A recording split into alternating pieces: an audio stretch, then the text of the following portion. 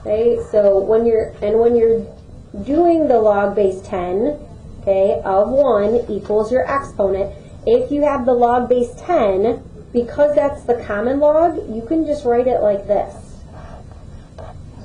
Okay, because we're just starting out, like on your homework, if you wrote it like that, I wouldn't mark that wrong, but it is something that we are going to move towards. Okay, so like if the log base, if you see this, you know it's the common log. Okay, so instead of writing log base 10, just write the log of 10,000 is equal to 4. Sometimes when the numbers are bigger, you might see parentheses around them. You really only need parentheses if there's addition or subtraction in between, which we aren't going to get to for a while. But I don't want you to be alarmed if you do see parentheses, because that is just another way to write it. Okay, and then when you do the log, again, base b, okay, of 1/6 equals -1. Okay, so it's always going to equal your exponent. Okay, and then the last one, this is just all with letters, so we're just using our definition. So what is the base in part E? A, so it's log base A of C is equal to B. Okay, so now we're going to write each one in exponential form. So when you're converting from a log to exponential, that's when you can use the BAE. So you can't use that in the exponential to log, you can use it in the log to exponential. Your base, your answer, your exponent. So you have the base, answer, exponent, 9 to the first equals 9. Again, that's something that is true. All right, so I want you to do B through E, and then I want you to check with your row to make sure you guys got the same. Okay, Brogan, what did you get for B? What did you write for B? Yay. All right, and then Joey, what did you get for C? 8 squared. Nice.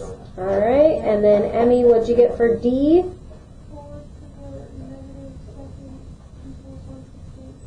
Great. And then Dawson, what did you get for E? Okay. Are all of these statements true? Yes, even this one, which is a variable, because anytime you raise something to the 0 power, it's always 1. This is a special property. The log of 1 is special because no matter what your base is, you are always going to have that equal to 0. So we're going to write this in this special box here. So we have log base b of 1 equals 0. That is always going to happen because anything to the 0 power is 1. So no matter what your base is, it's going to be 0. So in a minute, we're going to be doing problems that look like this, where you have log base 4 of 1. So using this property, you know the log of 1, because your base is 4 to the 0, 1. Yep, that means log base 4 of 1 is 0. So anytime you have the log of 1, you know that the exponent is 0 in order to get 1. So that's how you know your answer is 0. Your answer is the exponent.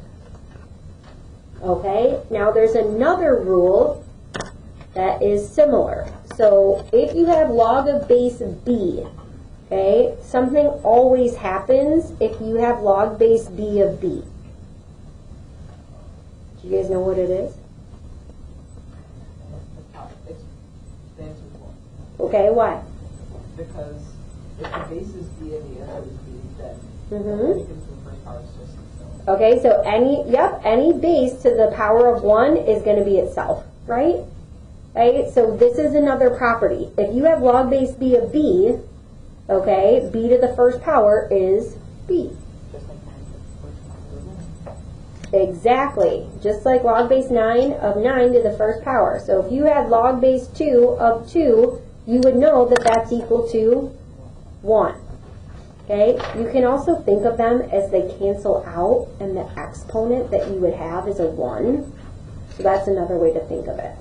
Okay? And again, that's because 2 to the first equals 2. So logs are the relationship between a base and the exponent. Okay? So, in this chapter, like in last chapter, we're going to have, and like in the chapter before that, we're going to have some that are calculator and some that are no calculator. Okay? So when it says to evaluate, whenever you can do this with mental math, that's what you're going to do. Okay? Because in your book, I don't think they necessarily tell you to use mental math. You're just going to have to make sure that you do that without your calculator. And when you are evaluating logs, what you are always going to do is you are going to rewrite the logs in exponential form. Okay, so write each log in, and I'm just going to abbreviate, okay, in exponential form. So if you can rewrite every one as b to the x equals y, you can use mental math to solve. Okay, so we're going to write down the first row. So we have log base 5 of 125. This is a good time to practice to make sure your base is lower. And it's your log of 16. This is just the log of 0.01. You can't see a base there. And this is the log of 0.00001. Oh my goodness, how are we going to do this without a calculator? Our life is so hard. You right. Okay, so just trust the process. Okay. So when you have this log base 5 of 125, what we had before is it was equal to something. We're trying to find out what it's equal to. So if you don't know what it's equal to, we just call something that we don't know x, right? So it equals some value of x. So now I can rewrite this in exponential form, where my base is 5, my exponent is x, my unknown, and then all I have to do is know what the exponent has to be. So 5 to what power is 125? 3. Okay, so your answer is 3. Your ears working? On what? I said, are your ears working? I know, just give it a minute. I'm going to put in the ticket in the help desk. All right, can you guys do B for me? Joe, you were supposed to laugh when I made that joke. We did. Oh, okay.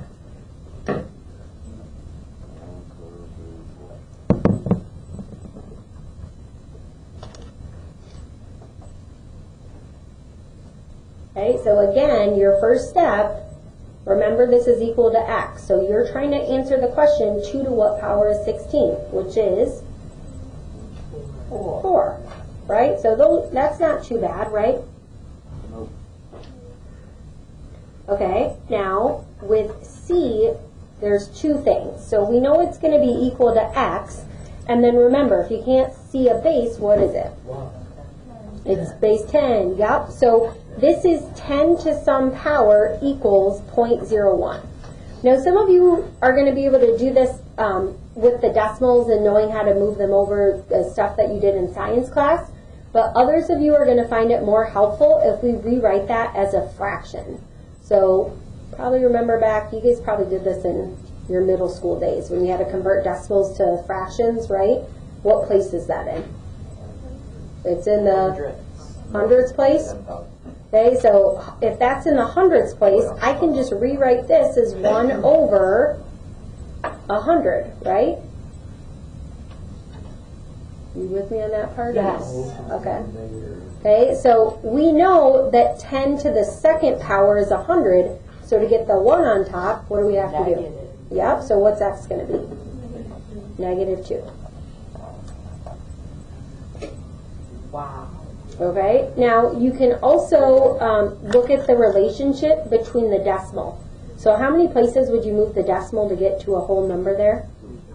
You would move it 2 places, and then it would be negative because it's going to be smaller.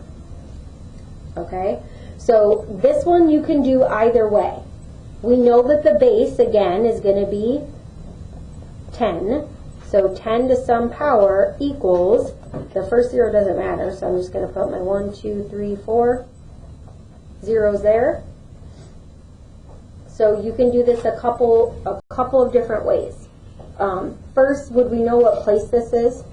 It goes tenths, hundredths, thousandths, 10,000ths, 100,000. Oh, So shoot. you could do either way. So you could do 1 over 100,000 to do the powers.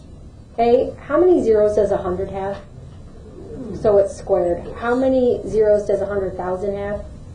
5. So it would be 5, -5 in this case, because you have to put the 1 under it. Okay, but again, you could also use this. You go 1, 2, 3, 4, 5 places to get that to be not a decimal. Okay, and then so you could use that little trick. It's only going to work when you have the log base 10 there.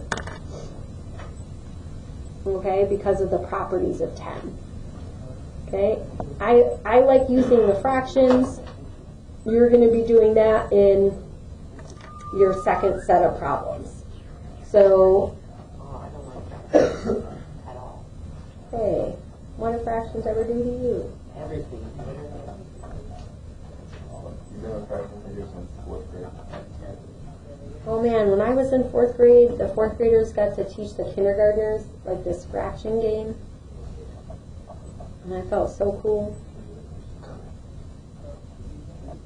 I'm not down. You decided you want to be a teacher. I really did decide in 4th grade I wanted to be a teacher. I switched from marine biologist to teacher. Marine biologist. Don't a lot of kids want to be like marine biologists or vets or doctors or firemen or police officers? Astronauts.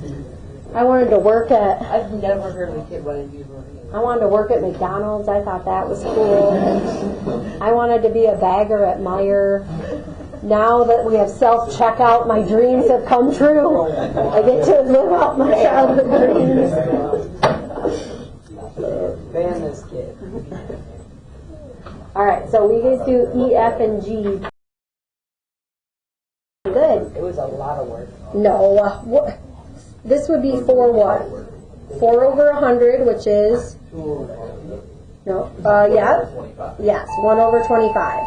So see, now that you have it in this form, if you know 25 to the first is 25, you know x is going to be -1. Should put that over 1. Okay? And then this one is the same, right? So x equals -1. Okay? Again, when you're doing these, I want to see the exponential form. So I want each one in exponential form. And then, come on. And then for the next one, if you know what power makes 64, you can just make it negative. So this is going to be x to the negative what? Yeah, great. All right, now we're going to do some graphing. We are going to be using a calculator, but I'm going to show you ways to use the calculator in a productive fashion, which is going to require some mental math. So a key thing to know when you are graphing log functions, okay, is that they have a relationship with exponential functions. They are inverses.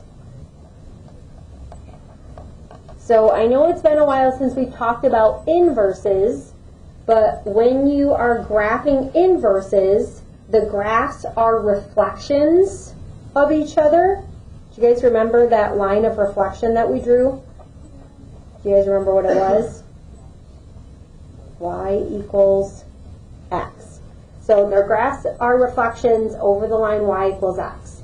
When you find an inverse, remember what you have to do. Do you guys remember the first step when we were finding inverses algebraically, what we did? Yeah, we switched what? Y and X. Yeah, so the X values, which make up the domain, and the Y values, which make up the range, okay, are switched.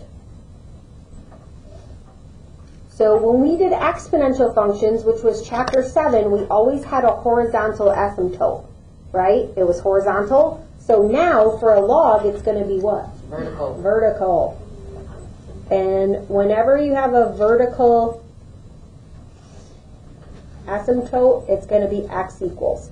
And really, most of the ones that we're going to have are going to be x equals 0, but you can have other ones. We're just going to stick with some very basic functions today.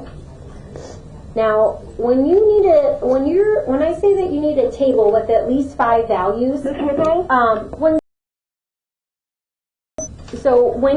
you are graphing a table, when you're graphing a table with at least 5 values, okay, the 5 values have to be on your graph. So don't give me 5 values and then have one of them not on your graph, okay? And when you guys do this for your homework, you're going to be using graph paper. Okay, and then example 5, we are going to graph the function.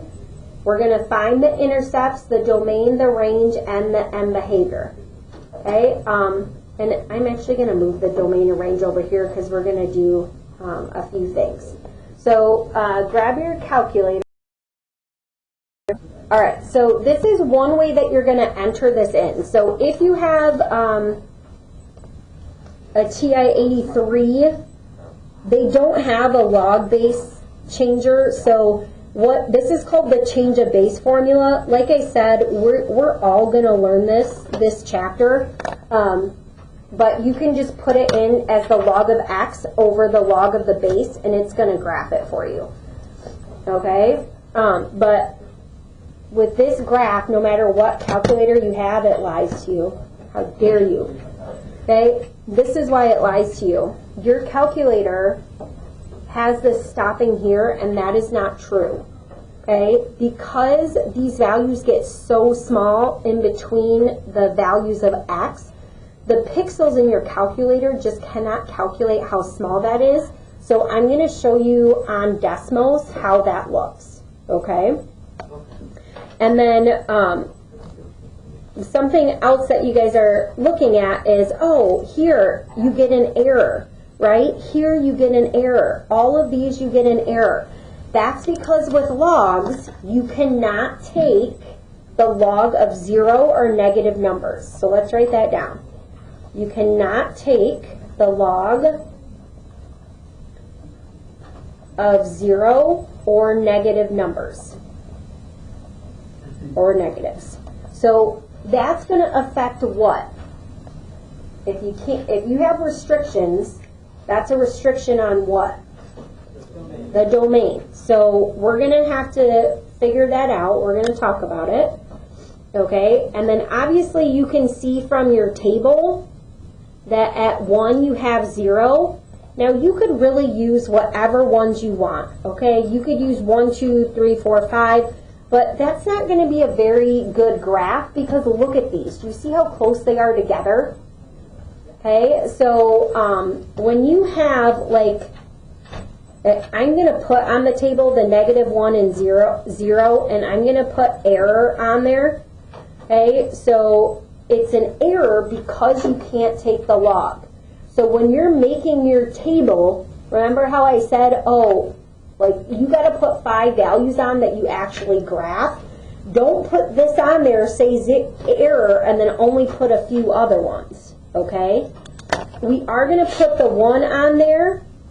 You can see it's 1, 0, but we're going to talk about why this is a good point to put on there. Remember, when you're solving for x, what you're doing is you're plugging in x into your equation. So this is the log base 1/4 of 1.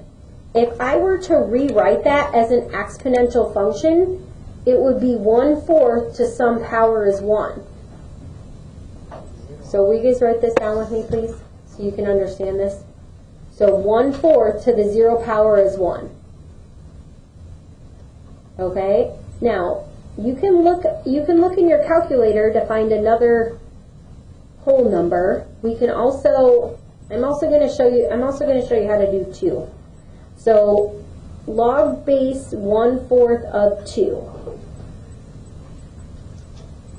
So what you're trying to find is 1/4 to some power is 2.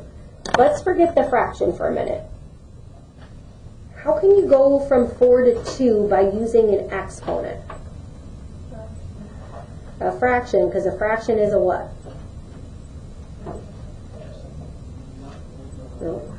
Well, a fraction is a 1/2 is a square root. So you can take the square root of 4 to get 2. You can't say minus 2, because is there a exponent I can write that would tell you to minus something or divide something? No. Okay, so if you have 1/4, if you did 1/4 to the 1/2, you take the square root and you get 1/2. How do you make it a reciprocal? The negative. So that's why this is negative 1/2 or negative 0.5.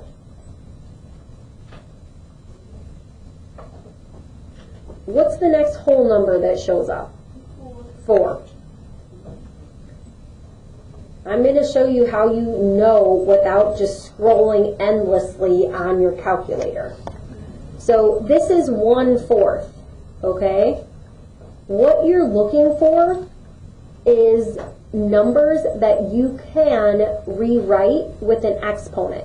So isn't 4 to the first 4? Okay, so because this is the reciprocal, you would have y is equal to what? Negative 1. So that's where this comes from. X would be negative 1/2. That's where that comes from. X would be 0. That's where these values are coming from. Okay, and then, so if 4 to the first is 4, what number should I look for next? 8 will be a good one. 16. Okay, so the only reason why 8 is going to work is because of the relationship.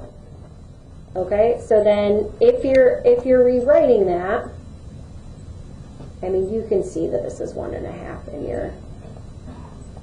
in there, but this one I want you to understand. 1/4 to some power is 16. So if 4 squared is 16, you know this has to be negative 2. Okay, and again, yes, you can use your calculator for that to see it's negative 1.5. Okay, that's fine. You can also use other decimals here. Okay, you're welcome to use the other decimals, but if you can figure out what your base pattern is, you have 1/4 to use the values of 4.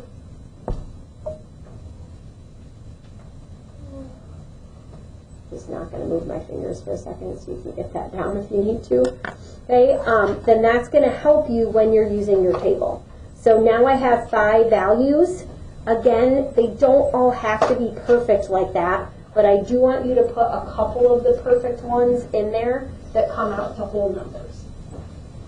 Now, remember with exponential functions, if it was exponential, the domain was all real numbers. But now we're dealing with the log. So if the domain and the domain and the range switch, okay, then which one of these do I know? So the range is what? All real numbers. So you can just write all real numbers. And that's another reason why you know that that graph does not stop here.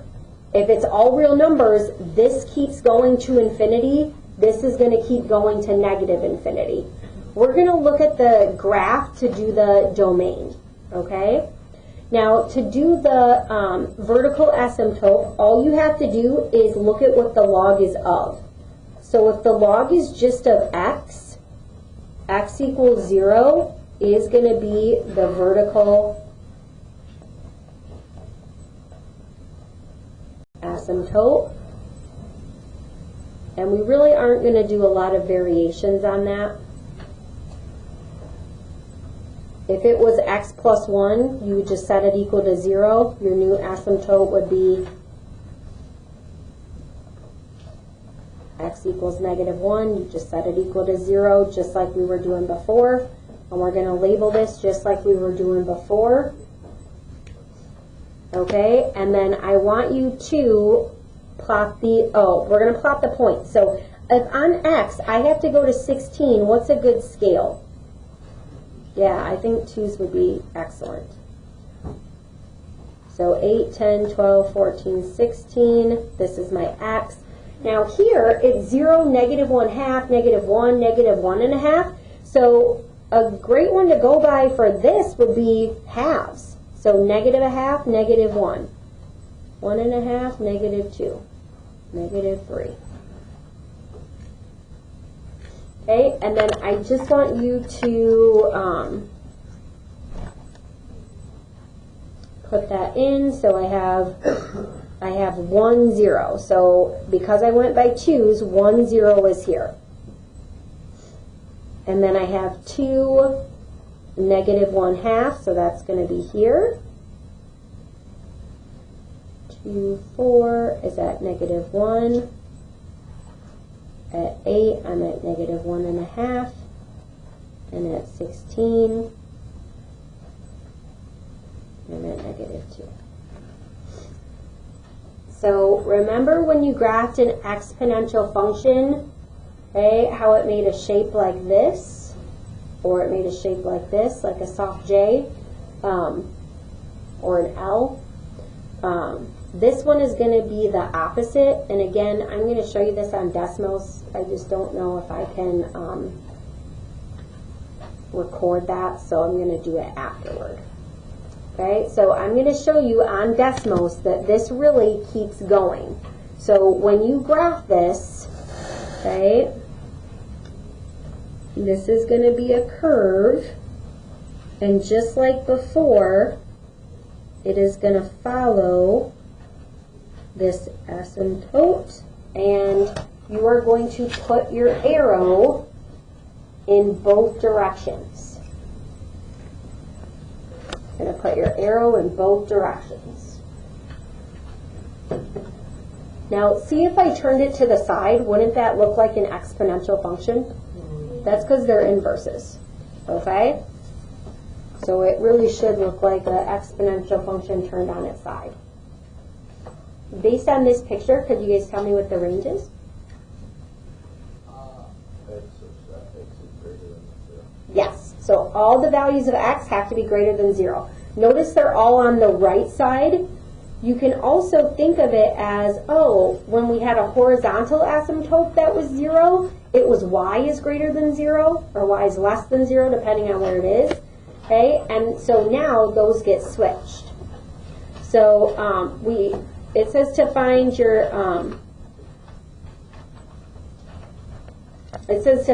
intercepts. Okay, so your x-intercept is on your table. It's 1, 0. Am I ever going to hit the y-axis? Nope. Oh, I was going to show you why. I don't think I did. So you can't take the log of 0 or negatives. If you tried to, okay, you would try to be finding a value for x that would equal 0. Is there a value of x that can be 0? Normally we try to plug in 0, but what's 10 to the 0 power? 1, so that wouldn't work. Okay, so there's nothing that would make this true. That's why there's an error. Just like if you were trying to get 10 to some power equals -1. again, if you were to use a negative exponent, what would that make? A fraction, 1/10, right? So it doesn't make them negative, it just gets closer and closer to 0, and that's why you're going to have that restriction in your domain. So your y-intercept is none. So we found the intercepts, we did the domain, we did the range. Now we're going to do the end behavior. The end behavior is a little bit different. So when you're doing the end behavior, normally we always do as x goes to something, f of x goes here, and as x goes to positive infinity, f of x goes somewhere. But this one is a little different, because if I were to do as x goes to negative infinity, x is not going to go to negative infinity. This time, x is going to where? Where's the furthest left it can go? 0. So this is as x goes to 0. Now, can I go to positive infinity? Yes. So this time, the left side of the graph might not be negative infinity. And as it gets closer and closer to 0, where is the arrow going? Infinity. Where's this arrow going? Slowly but surely. Negative infinity. Yep. So the difference is you might not have negative infinity and positive infinity because now you have a vertical asymptote. Okay?